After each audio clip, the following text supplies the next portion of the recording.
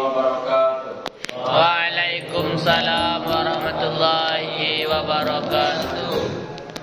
Wa ala alihi wa sahbihi ajma'in. Puji syukur kita ucapkan atas kehadiran Allah Subhanahu wa taala yang telah memberikan kita beribu-ribu nikmatnya, salah satunya ialah nikmat sehat, nikmat sempat, sehingga kita dapat melanjutkan aktivitas pada pagi hari ini. Salam dan salam buat Nabi besar kita, yakni baginda Muhammad sallallahu alaihi wasallam. Sallallahu alaihi wasallam. Yang melafazkan doa Allahumma shalli ala sayyidina Muhammad wa ala ali sayyidina Muhammad. Baiklah Anda semua, bagaimana, apa kabarnya? Sehat, Ustaz. Baiklah, sebelum kita mulai, alangkah baiknya kita berdoa terlebih dahulu. Silakan ketua kelas untuk memimpin doa. Ya.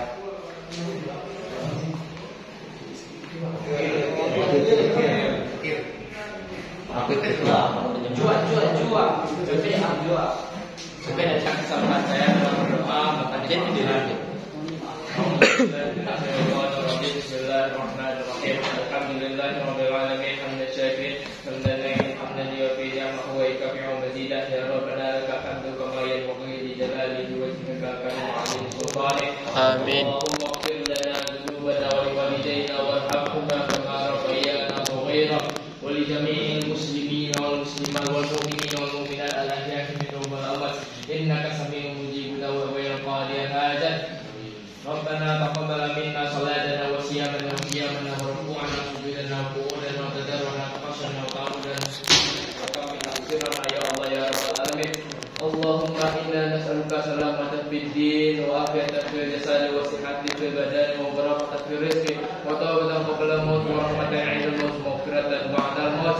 Rabbana zalamna anfusana wa illam taghfir lana wa tarhamna lanakunanna minal khasirin. Sallallahu ala sayyidina Muhammadin sallallahu alaihi wasallam. Subhana rabbika rabbil izzati amma yasifun wa salamun ala mursalin walhamdulillah. Amin. Alhamdulillah rabbil alamin. Baiklah, sebelum kita lanjutkan materi hari ini, sebelumnya Ustaz ingin mengecek kehadiran. Apakah ada teman-teman anda yang belum hadir? Tidak hadir.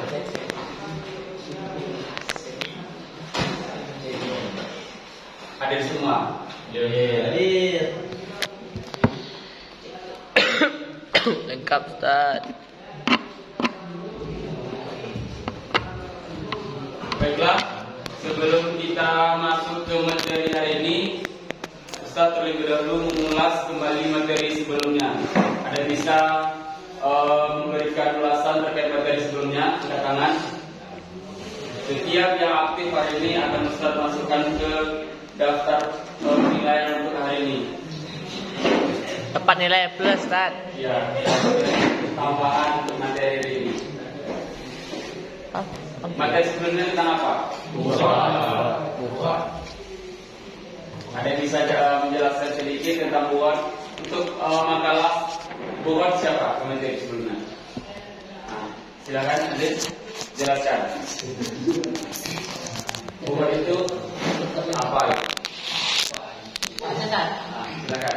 Jadi materi kita di pertemuan yang lalunya adalah tentang buat. Menurut bahasa buat memiliki banyak arti, yaitu di antaranya tolak, mencari atau menuntut. Zalim adalah orang yang berbuat zalim, yaitu, dan yang terakhir adalah al-mu'tadi, itu orang yang berbatas. Sedangkan pengertian buat secara istilah telah banyak dipaparkan oleh para ulama ataupun para doktor. Namun saya akan mengambil salah satu atau cakupan dari semua pengertian itu, yaitu buat secara bahasa adalah orang-orang yang menentang atau sekelompok orang yang memberontak pemimpin Islam yang telah terpilih secara sah. Baik pemberontakan tersebut bisa dilakukan dengan cara memisahkan diri, membangkang, ataupun menolak kewajiban yang harusnya mereka bayarkan. Itu adalah suatu pemberontakan yang dilakukan oleh satu kaum kepada pemimpin yang sah, yang sudah sah secara umum sepertinya di Indonesia, itu kan? Nah, selanjutnya kita kembali ke materi hari ini tentang apa? Tentang peradilan Islam. Ingat ya, di sini Ustaz ingin menyampaikan terlebih dulu di ujung materi kita hari ini Ustaz akan berikan beberapa kuis. Di sini sudah Ustaz siapkan amplop. Jadi untuk pertanyaan-pertanyaan itu akan berkaitan dengan materi atau penjelasan yang Ustaz sampaikan nanti. Sampai di sini Pak? Ya, baik, kita lanjut. Materi kita hari ini yaitu tentang peradilan Islam. Yang mana dimaksud dengan peradilan Islam ini adalah suatu peradilan Islam menunjuk pada proses hukum dan penyelesaian dalam hukum syara.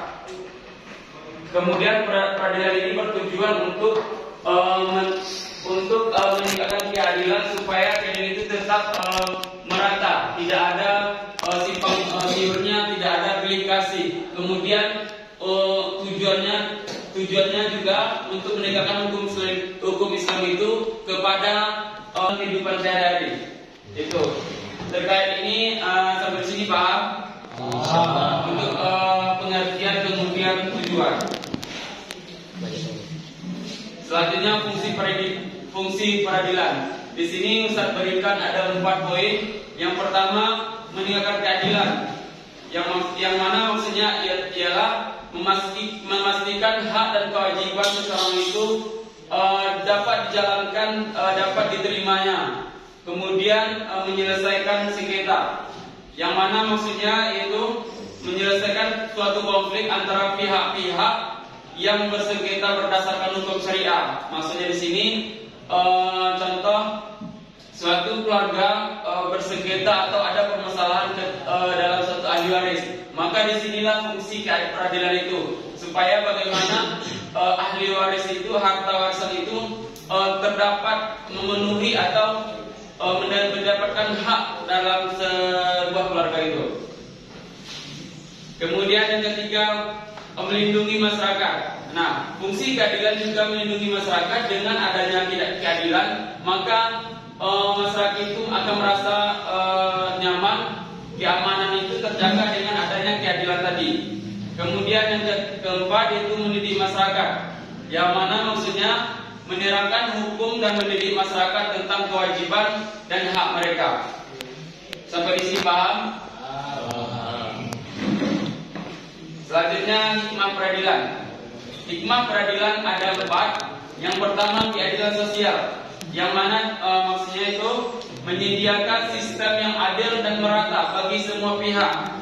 Maksudnya di sini keadilan itu merata, keseluruhan, tidak ada memandang siapa yang membuat kesalahan atau siapa yang bersangkutan. Jadi merata, tidak ada istilahnya pilih kasih gitu kalau dalam keadilan. Kemudian pencegahan dosa.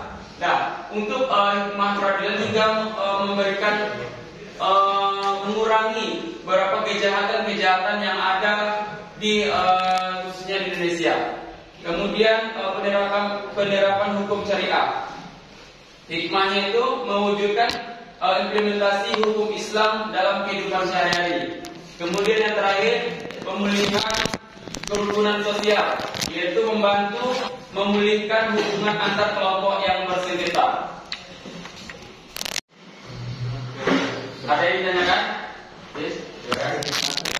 Bersengketa itu istilahnya itu permasalahan.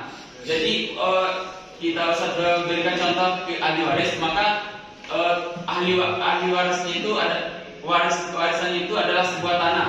Maka tanah ini masih bersengketa, masih dipermasalahkan. Itulah yang maksud dengan bersengketa. Pak, ada lagi yang ditanyakan?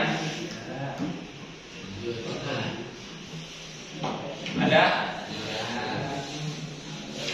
Baik, kita lanjut. Selanjutnya tentang hakim, yang mana hakim adalah seorang pejabat yang ditunjuk oleh pemerintah, diberikan kewenangannya sepenuhnya untuk memutuskan suatu perkara. Itulah yang dimaksud dengan hakim. Dalam konteks Islam, hakim bertugas untuk memutuskan kasus-kasus berdasarkan hukum syariah dan berlaku serta dan berperilaku adil serta objektif dalam proses peradilan. Nah, di sini ada syarat-syarat hakim yang ada 4. Yang pertama itu kepatuhan pada syariah. Yang masuk di sini kepatuhan pada syariah ini adalah dia itu memang betul-betul memahami agama itu sendiri. Kemudian kemampuan ilmu hukum. Yang masuk dengan ilmu hukum ini, dia memang mampu mengatasi setiap permasalahan yang ada dan mengetahui hukum-hukum tentang peradilan Islam. Kemudian keadilan. Keadilan di sini maksudnya ialah seorang hakim itu memang betul-betul adil dalam memutuskan baik yang suatu perkara. Kemudian yang terakhir yaitu kematangan dan wewenang. Selanjutnya di sini pada pertiga macam-macam hakim dan konsekuensinya. Yang pertama itu ada hakim syariah yang mana menangani perkara-perkara syariah seperti pernikahan, warisan, dan hukum pidana Islam. Kemudian yang kedua itu hakim pengadilan umum. Di sini hakim ini menangani kasus-kasus non syariah yang mungkin melibatkan hukum-hukum positif. Kemudian yang keempat itu tata cara menentukan hukuman. Yang pertama itu ada seorang hakim itu akan mengacu kepada Al-Quran dan hadis. Kemudian melakukan ijtihad dan yang terakhir menimbang keadaan. Di sini untuk melakukan ijtihad ini ada yang bisa tahu?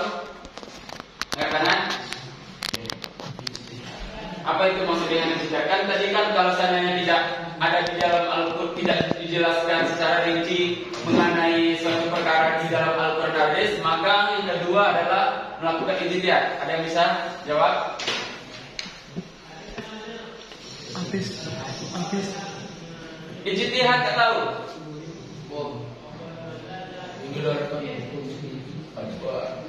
Ijtihad ini adalah bisa kita garis bawahi seperti kesepakatan antara beberapa orang. Itulah maksud dengan ijtihad. Kemudian menimbang keadaan. Menimbang keadaan ini ada yang tahu? Tahu. Nah, apa itu? Melihat situasi sikon.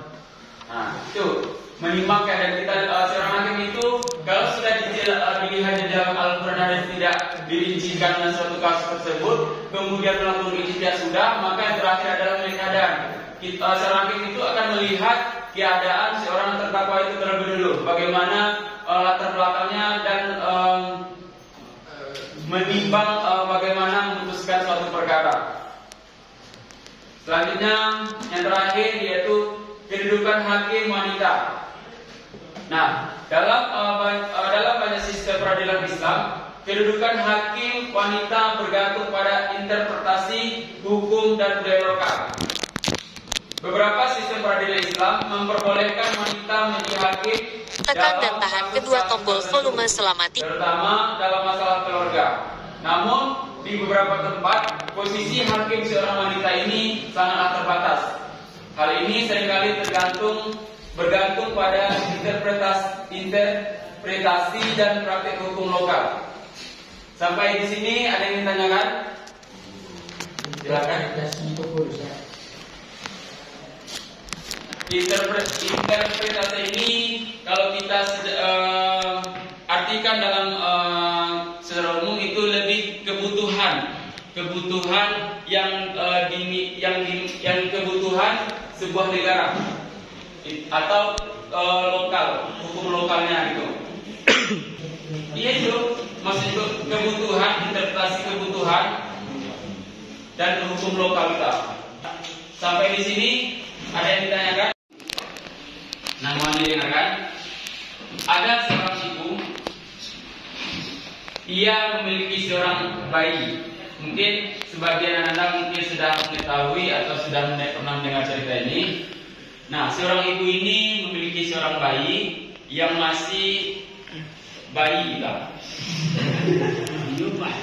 Ya bayi. Kemudian ibu ini ingin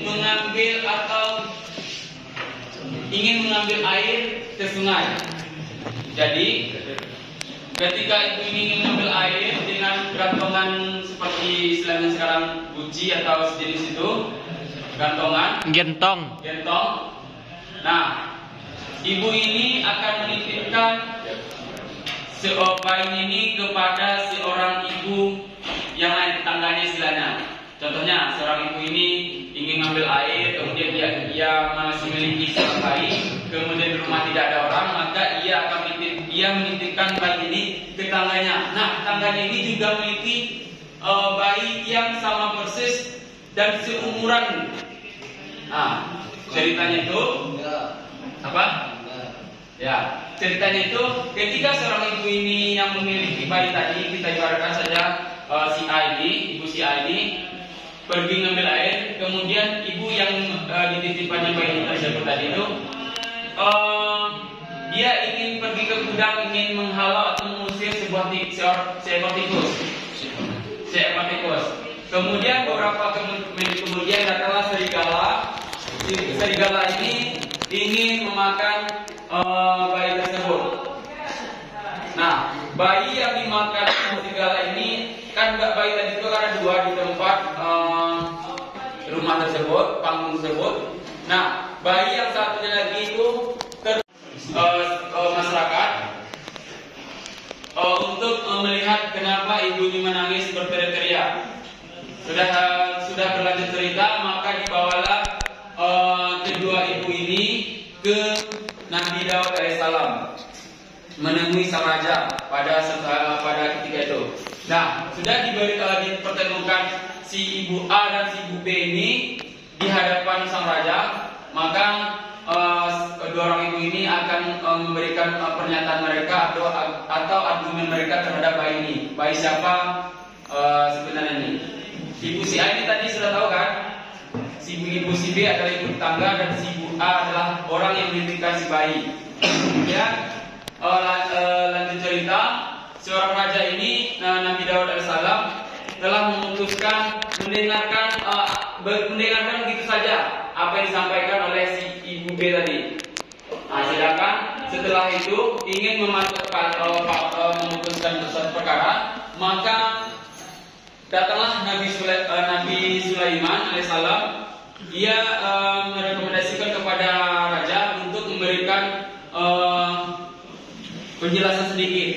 Nah, ketika Nabi Sulaiman datang, dia ingin mengambil anak yang di pangkuan si ibu B tadi.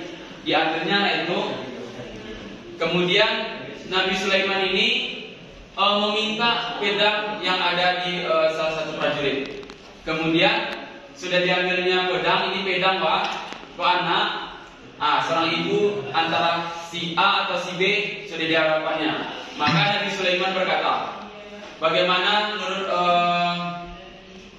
dia bilang, Nabi Sulaiman ini berkata terlebih dulu kepada si ibu B ini yang tetangga tadi. Bagaimana kalau kita potong saja anak ini dari dua agar adil, kata Nabi Sulaiman. Maka kata ibu si B ini tadi, biarlah wahai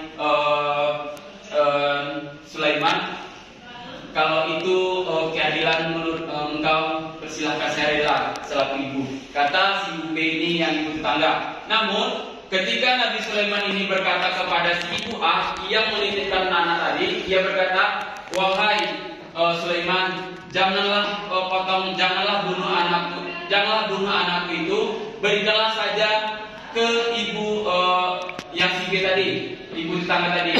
Saya rela, saya ikhlas. Maka dia sampai di sini tidak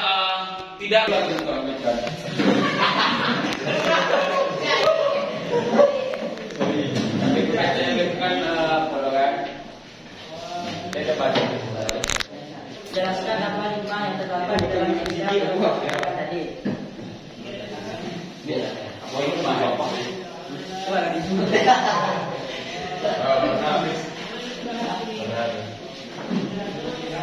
Jadi hikmah yang mungkin bisa ambil dari cerita yang disampaikan oleh Ustaz tadi, ingat bahwa yang pertama, Allah akan selalu memberikan jalan kepada orang yang benar.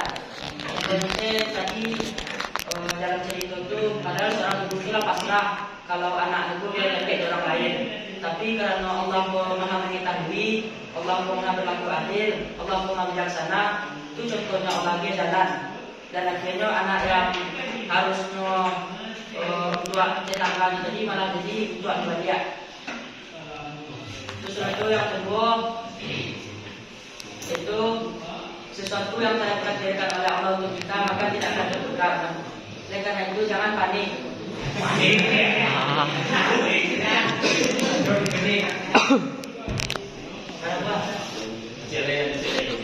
Lain untuk hikmah yang ketiga yang mungkin dapat kita ambil dari cerita tersebut adalah jangan berbohong karena satu kebohongan akan menutupi kebohongan yang lainnya. Contohnya pada saat si ibu tetangga tadi berbohong kepada si ibu yang memiliki anak, dia telah berbohong satu kali. Dan pada saat dia disidangi oleh hakim tadi, dia berbohong untuk yang kesekian kali untuk menutupi kebohongan yang pertama. Oleh karena itu, jangan berbohong. Jangan berbohong. Wanita yang Anda ketahui.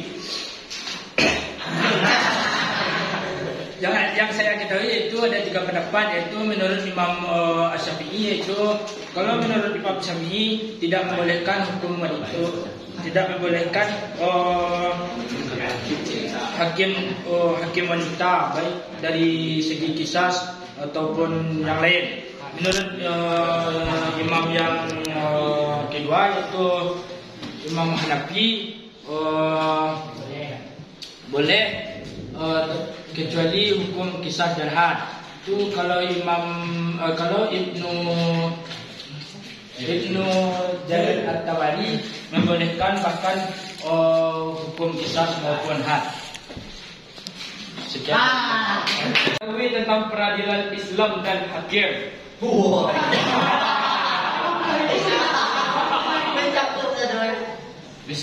Bismillahirrahmanirrahim. Amin. Dalam pertanyaan ini, jelaskan apa yang Anda ketahui tentang peradilan Islam dan hakim. Tentang peradilan Islam ini sangat menyangkut dengan hukum-hukum syariat yang diambil dari beberapa mazhab yang ada di dunia ini. Mazhab Imam Syafi'i, Imam Hanafi, Imam Maliki dan Imam Hanbali. Dan setiap perbedaan hukum-hukum Islam itu sangat-sangat beragam dan kita harus menghargai perbedaan dalam hukum-hukum Islam tersebut. Seperti ada banyak perbedaan dalam hal kedudukan hakim wanita tadi. Dari Imam Syafi'i tidak memperbolehkan. Kemudian dari Imam Hanafi memperbolehkan kecuali ada kisah. Terus setelah itu dari jadi sedikit kesimpulan dari peradilan yaitu peradilan. Nanda sedikit tadi loh. Yang pertama pengertian peradilan Islam. Pengertian peradilan Islam itu menetapkan Istilah? menentukan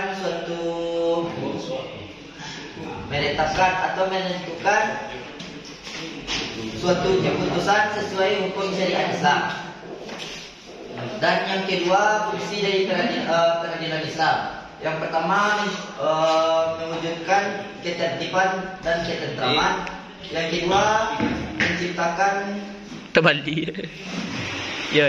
menciptakan keadilan. Yang ketiga melindungi jiwa. Dan yang keempat menetapkan nilai-nilai amal ma'ruf Nahi mungkar. jelaskan oleh hakim. Hikmah peradilan 3, 5.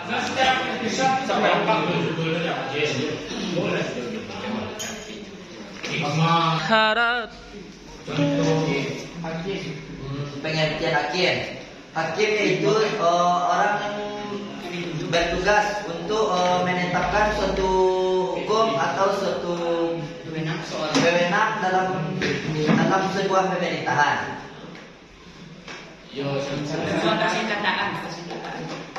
Dalam sebuah persengketaan. Hikmahnya ya, Ustaz. lanjut sampai syarat solusi. Syarat terakhir. Syarat-syarat hakim itu menetapkan sesuai Al-Quran dan hadis, dan yang kedua menggunakan jalan ijtihad. Yang ketiga.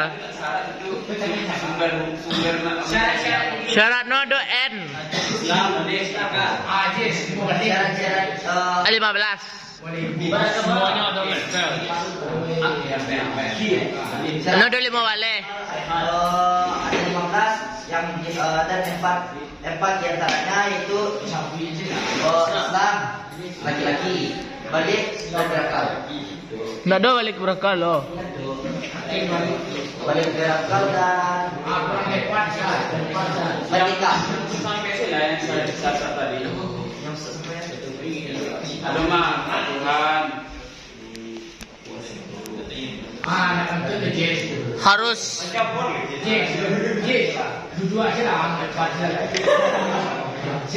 Macam-macam hakim. Macam-macam hakim. pas ya.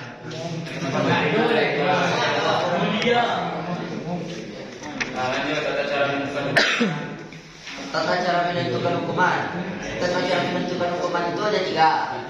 Ada tiga. Yang pertama sesuai dengan Al-Quran dan hadis. Yang kedua menggunakan ijtihad. Yang keempat sesuai dengan keadaan. Kedudukan hakim wanita. Kedudukan hakim wanita menurut Imam Syafi'i dan Hambali. No 3, Maliki je. Menurut Imam Ya. Menurut Imam Syafi'i dan Hambali, hakim wanita itu tidak diperbolehkan. Tetapi menurut Imam Hanafi, hakim wanita itu diperbolehkan kecuali menentukan kisah dan had. Dan menurut Abu Mansur, Ibnu Sina.